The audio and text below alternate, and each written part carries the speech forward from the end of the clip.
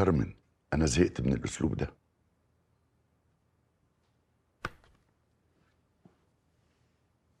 اسلوب ايه؟ مش فاهمه. يا كارمن، اتكلمي معايا علشان نخلص من الوضع ده. بلاش بقى جو قلب الترابيزه ده، بقيت حافظاه. هو فين قلب الترابيزة؟ ده أنا بسألك علشان أعرف مشكلتك إيه. لا انا ما عنديش مشكله خالص، انت اللي دايما عندك مشاكل وتصرفاتك بقت غريبه. كارمن، انت التفاهم معاكي بقى صعب قوي. ماشي يا حسين، يبقى يلا نعمل تصرف ناضج. وايه بقى هو التصرف الناضج ده من وجهة نظرك؟ ناخد بريك. بريك؟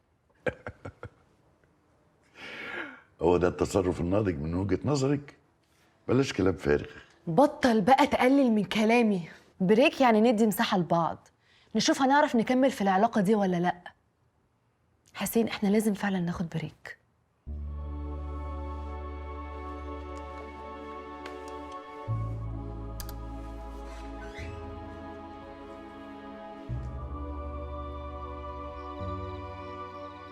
في ايه يا هانية؟ صوتك ماله؟ لا مفيش.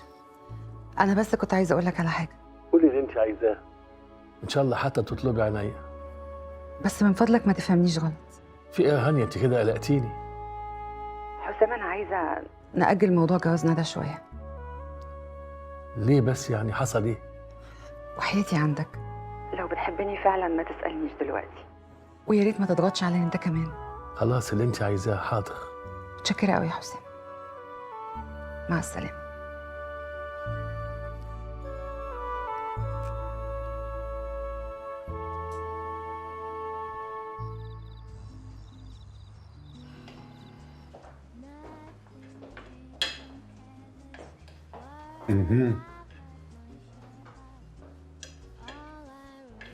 مساء الخير يا ابو سينا هانم.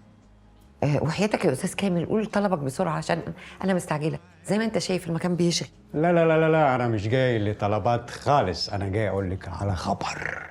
خبر ايه؟ انا دخلت الجيم.